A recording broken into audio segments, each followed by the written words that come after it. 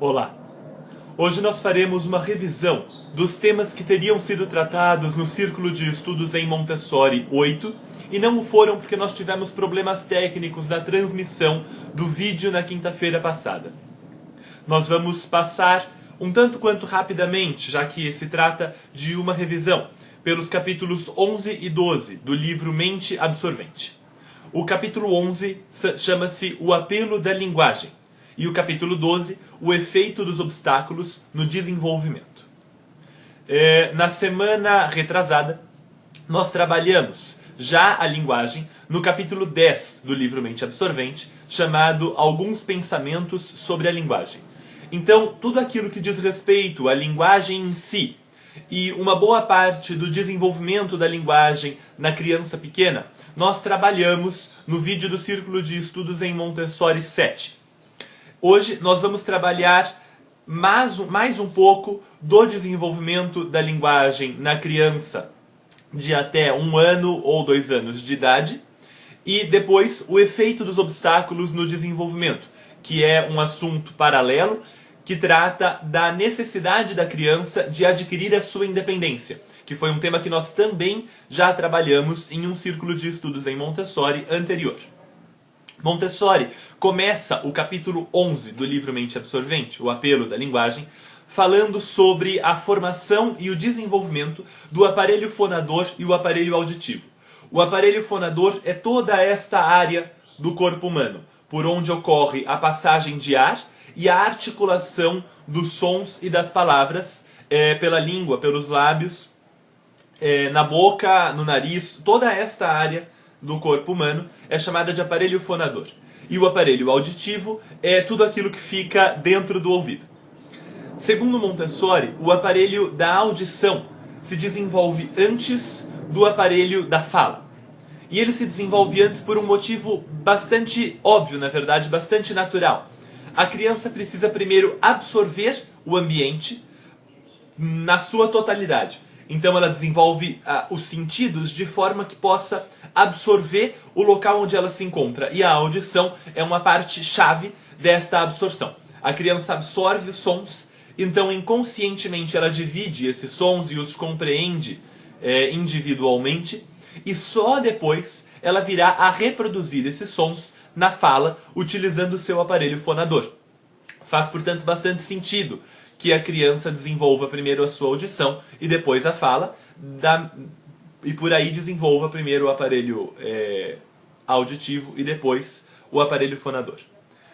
É perceptível em qualquer criança pequena que eles têm maior sensibilidade ao som da voz humana do que a qualquer outro som. É bem verdade que se a criança estiver em um ambiente no qual já haja um som sendo emitido, qualquer que seja ele, ela vai olhar na direção da emissão desse som. Pode ser um ventilador, um cachorro, o que quer que seja.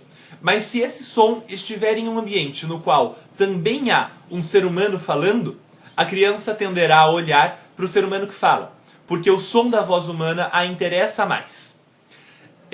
No tempo de Montessori, se dizia que a criança era surda para todos os sons que não fossem o som da voz humana. O que era uma visão um tanto quanto reducionista, na verdade, do processo de desenvolvimento da audição na criança. Para Montessori, a criança não é surda a nenhum som. Ela escuta todos eles. O que acontece é que ela tem um interesse inato na voz humana por motivos evidentes. Ela precisa desenvolver a fala. Então o som da voz humana lhe é especialmente importante, lhe é especialmente interessante. E aí Montessori estende seu raciocínio para nos dizer que o que distingue o ser humano das outras espécies animais não é somente a capacidade de falar, não é a capacidade de falar, não é a linguagem em si, mas a capacidade de adquirir linguagem. O que é muito interessante, porque se nós pensarmos, por exemplo, vamos dizer, pessoas surdas, que não tenham tido a oportunidade em nenhum momento da sua vida de estar em contato com a língua brasileira de sinais ou uma língua de sinais qualquer que seja em qualquer país do mundo. né? Essa pessoa tenha sido isolada da sociedade e não tenha tido a possibilidade de desenvolver uma linguagem no momento ideal, vamos dizer, dos 0 aos 6 anos de vida. Essa pessoa não tem linguagem. No entanto, ela não deixa de ser um ser humano, é evidente. Porque nela existe a capacidade de aquisição e desenvolvimento de linguagem. Então, essa pessoa, quando for inserida em um ambiente onde haja pessoas que utilizem línguas de sinais, vai desenvolver a língua de sinais e vai ser capaz de se comunicar plenamente. Ela era um ser humano desde o princípio, mesmo quando ela não tinha uma linguagem, porque ela tinha a capacidade de ter linguagem. Essa, para Montessori, é a grande diferença entre os seres humanos e os outros animais. Quando a gente pensa, por exemplo, no chimpanzé, ele pode vir a utilizar alguns sinais em combinação de forma a comunicar algumas ideias.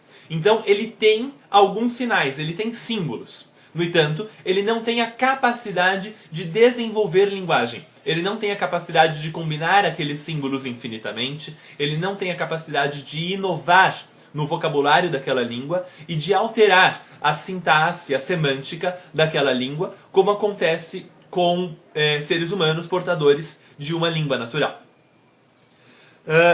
Então, passando por aí, a Montessori vai trabalhar a linguagem como uma das grandes características da humanidade. A outra para ela é a música. Ela não se aprofunda nisso.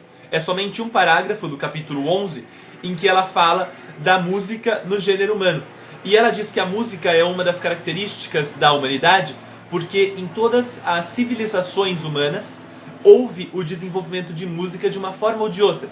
Alguns países, algumas civilizações desenvolveram uma música mais melódica, que trabalha mais com instrumentos de corda ou sopro, que trabalha mais com a voz. E outras civilizações desenvolveram músicas muito mais baseadas na percussão.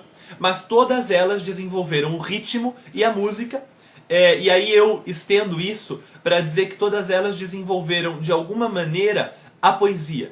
Né, na transmissão oral ou na forma escrita, todas elas desenvolveram a poesia. Então, acredito que dá pra gente incluir nesse raciocínio a poesia também, mas Montessori trata da linguagem e da música. Do meu ponto de vista, a poesia seria a união perfeita entre linguagem e música e, portanto, uma característica do gênero humano também. E aí, a Montessori vai para mais uma de suas críticas ao sistema educacional. Ela já fez uma crítica anteriormente, no capítulo 10, se eu não estou enganado, dizendo que a escola arroga-se a possibilidade de ensinar tudo. E agora ela recupera essa mesma crítica para dizer que a criança aprende muito antes de ir para a escola. A criança, vamos dizer, até os 2, 3 anos de idade, aprende a falar, aprende a andar, a comer, a cantar, a pegar. Ela aprende um monte de habilidades sociais e possibilidades de independência antes da sua primeira entrada em um terreno escolar. Né? É claro que você tem hoje crianças indo para a escola muito cedo. E isso está longe de ser um problema. No entanto, até os 3 anos de idade não é a escola que ensina. É sempre a criança que aprende. Porque ela aprende sozinha e ela vai aprender as mesmas coisas se ela estiver num ambiente doméstico bastante preparado para ela ou num ambiente escolar bastante preparado para ela. A criança de até 3 anos aprende muito antes de ir para a escola. E aí, quando ela chega na escola, nós ficamos super orgulhosos porque finalmente ela está aprendendo. Porque o professor nos diz que ela aprende muito. Nós já sabíamos que ela aprende muito, poxa vida. Ela aprendeu uma língua inteira absolutamente sozinha. Ela aprendeu a andar absolutamente sozinha. Ela aprendeu tudo o que é absolutamente necessário para a sua sobrevivência sozinha. Nós já sabíamos que ela era capaz de aprender qualquer coisa. A escola não precisava nos contar isso. E essa é uma característica da escola que se dá uma importância maior do que ela tem realmente no desenvolvimento da criança, que vem absolutamente preparada para se desenvolver, que vai tentar ao máximo se desenvolver. Aí Montessori vai passar rapidamente por uma linha do tempo da linguagem. Eu vou pegar a linha do tempo da linguagem e mostrar para vocês. Ela está aqui. Deixa eu ver se tem mais uma. Há duas, né, linhas do tempo da linguagem. Uma é esta aqui, vou deixar um tempo aqui para vocês poderem tirar um print screen se quiserem.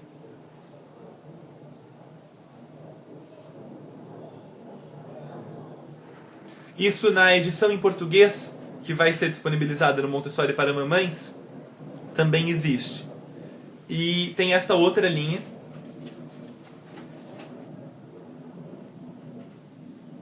que trabalha com a formação linguística da criança. Aquela é só o desenvolvimento da linguagem, as fases do desenvolvimento da linguagem, e essa aqui faz um paralelo entre o desenvolvimento da linguagem, que vem aqui embaixo, as fases do desenvolvimento que vem naquela outra linha estão aqui embaixo, e aqui diagramas para demonstrar a evolução linguística da criança.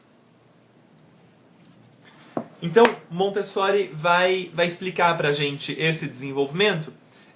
Em vez de passar só por aquilo que Montessori diz explicitamente no seu texto, eu vou passar pela linha do tempo, porque ela nos é mais interessante e mais esclarecedora do que o texto em si. A linha do tempo foi feita por Montessori também, e era do desejo dela que isso estivesse disponível no livro. Então nós podemos utilizar essa linha do tempo para o nosso estudo.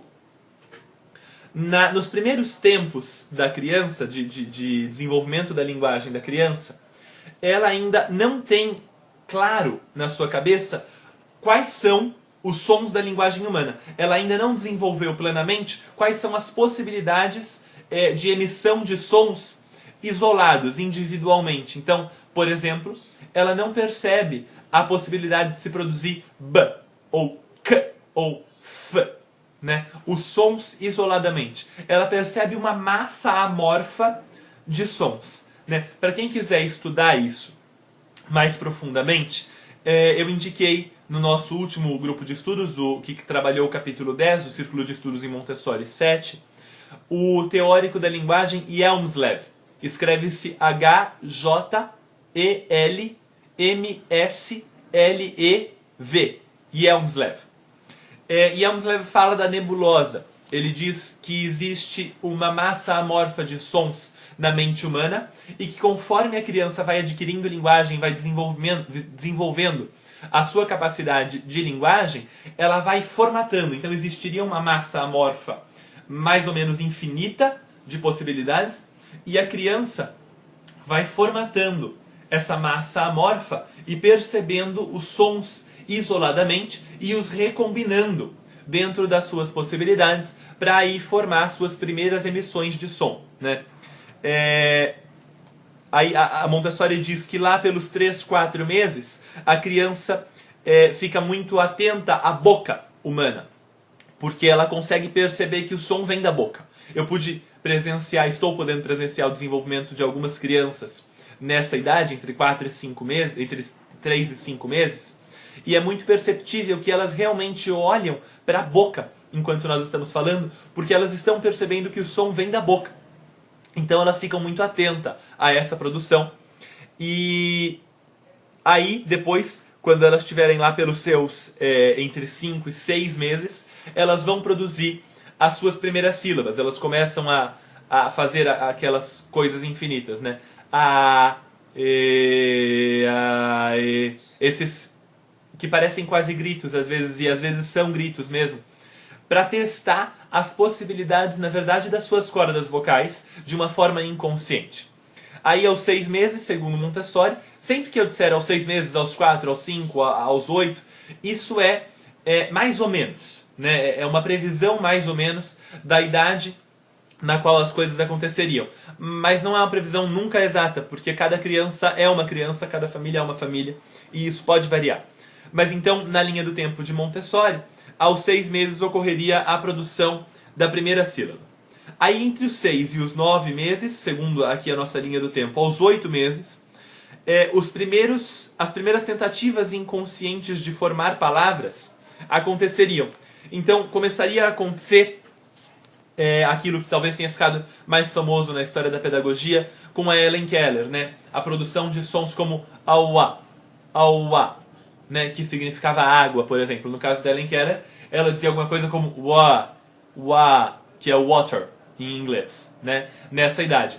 A Helen Keller foi uma criança que, antes, se eu não me engano, de completar 1 ano de idade, se eu não me engano, por volta dos 9 meses mesmo, teve febre tifoide e ficou surda e cega. E aí ela consegue desenvolver linguagem com o auxílio de uma professora com muita boa vontade, chamada Anne Sullivan, que se torna amiga de Montessori mais tarde. E Anne Sullivan consegue ajudar Helen Keller a desenvolver linguagem, e Helen Keller chega a fazer discursos e dar palestras e a escrever mais de 18 livros. Só um instante.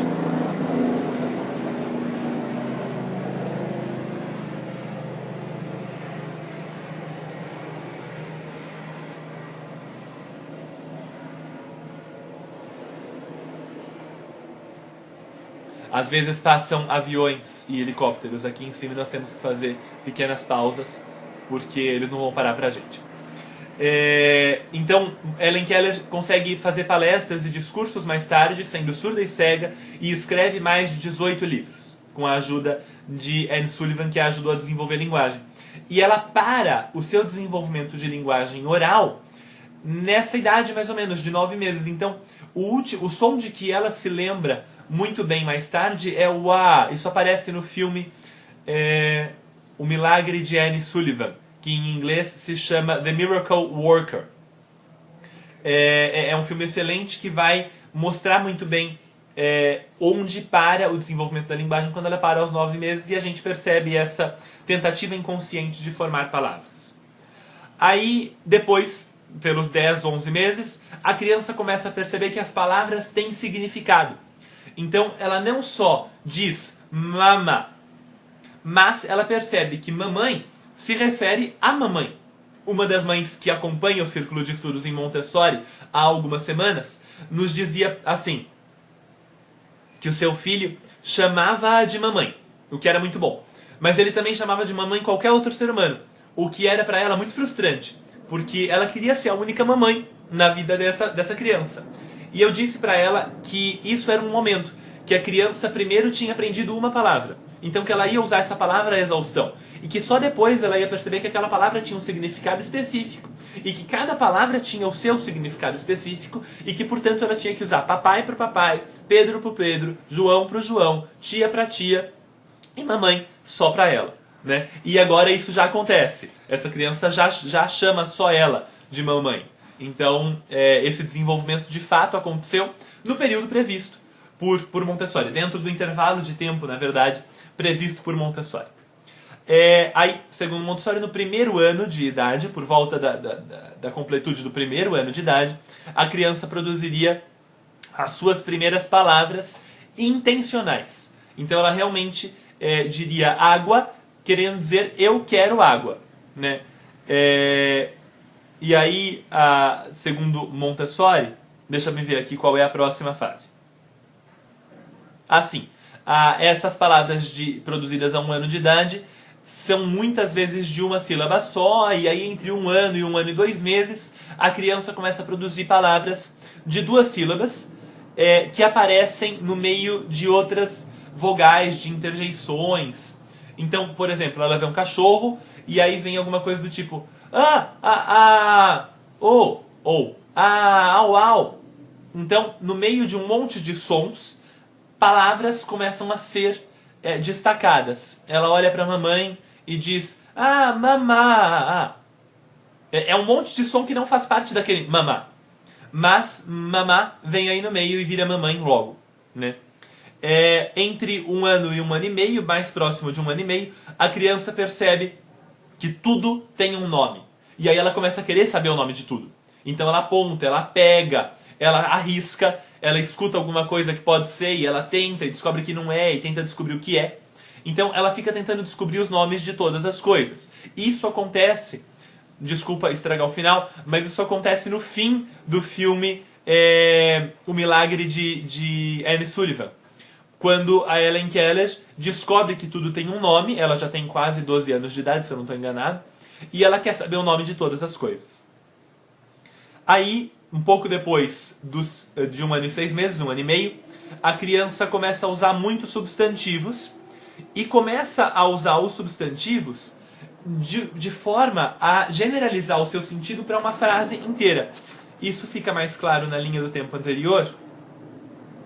Deixa eu ver exatamente onde eu vou mostrar isso.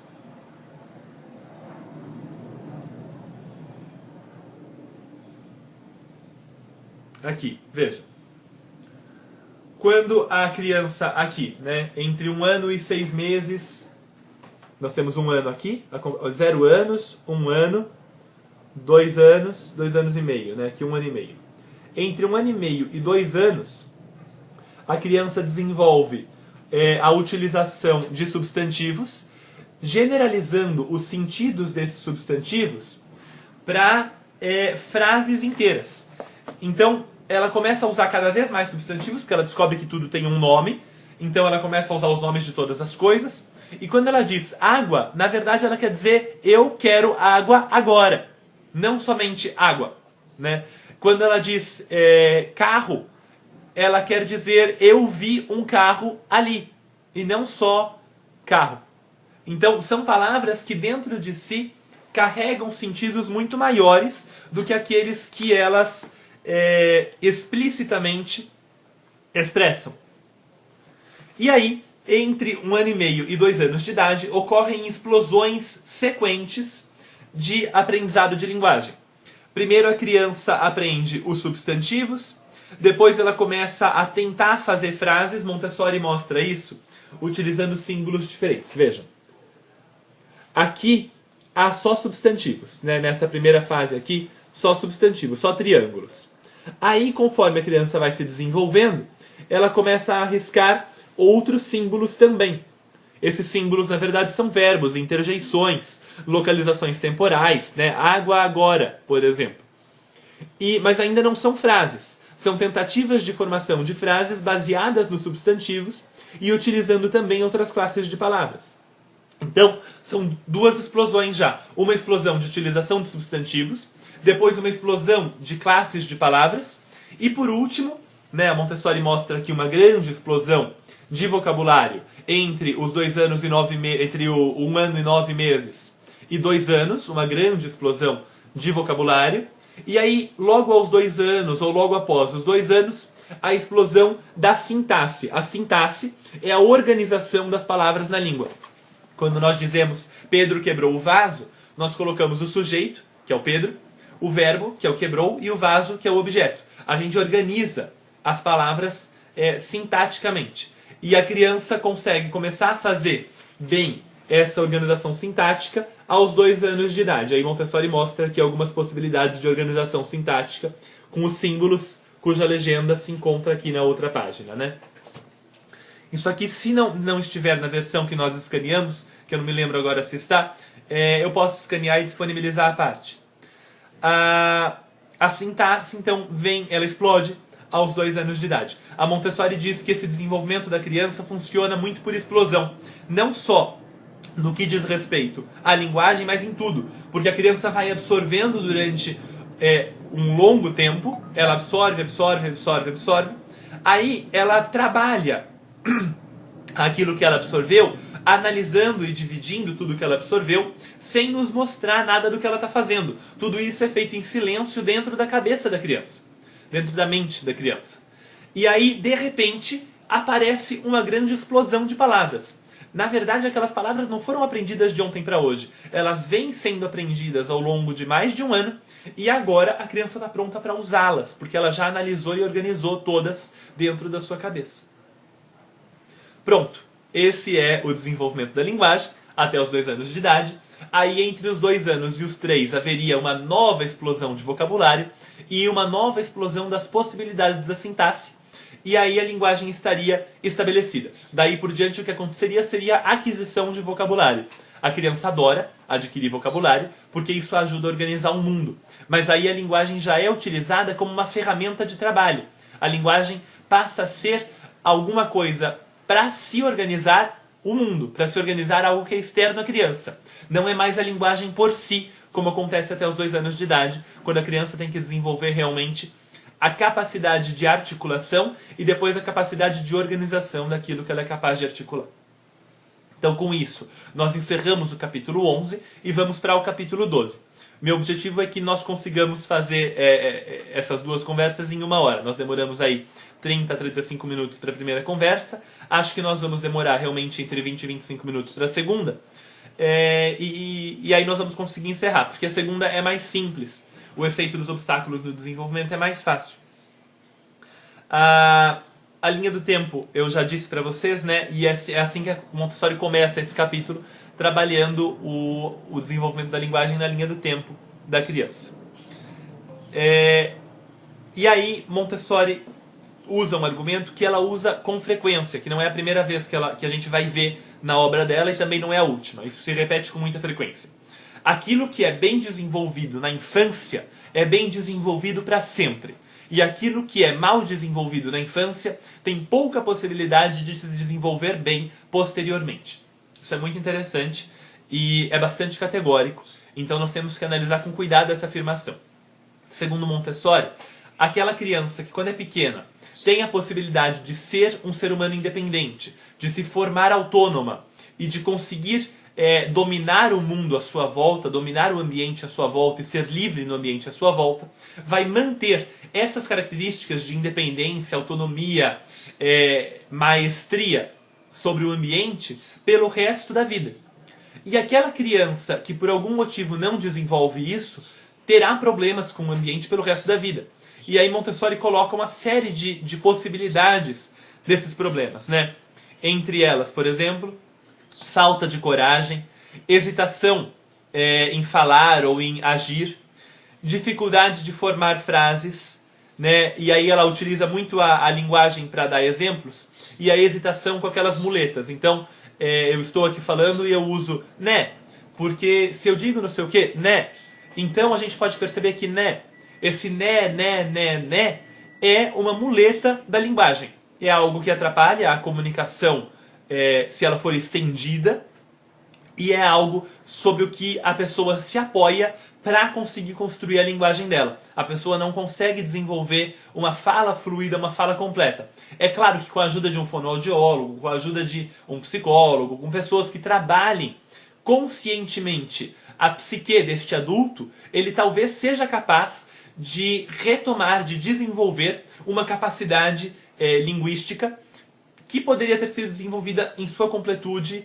e na melhor, assim, na melhor das hipóteses, quando ela era pequena, né? E para Montessori, quando existe esse impedimento atrapalha tudo o que vem depois. E a Montessori nos diz que a criança talvez não fale, por exemplo, no ambiente doméstico, não porque ela se sente despreparada para falar, mas por dois motivos diferentes. Ou porque não é necessário que ela fale, porque os pais vão fazendo tudo para ela o tempo todo, e aí ela não tem que falar nada nunca, pedir nada nunca, então não é necessário desenvolver aquilo. Ou porque não se permite que ela fale. Todas as vezes que ela tenta falar, os pais dizem, não, fica quietinha, fica quietinha. Quando ela começa a gritar um pouco mais alto, o grito, nos primeiros 5, 6 meses de idade, é um teste da criança das suas possibilidades vocais. Ele faz parte, infelizmente, do desenvolvimento. Ele nos irrita muito, mas faz parte do desenvolvimento. A criança precisa desse grito para conseguir perceber qual é o seu máximo e depois ela vai tentar descobrir qual é o seu mínimo também. Isso faz parte, né? E nós pedimos para a criança o tempo todo parar de falar. Fica quietinha, não fala agora o papai tá falando, agora a mamãe tá falando. Não atrapalha a conversa da gente. Você não tá vendo que a gente tá vendo televisão? E aí a gente para o desenvolvimento dessa criança o tempo todo. E ela não tem, nesse caso, a possibilidade realmente de falar. No caso anterior, ela não tem a necessidade de falar. E tudo isso pode atrapalhar esse desenvolvimento. Aí Montessori nos diz, aqui na página 131, eu até anotei a página porque a citação é bonita e eu gostaria de lê-la para nós. 131.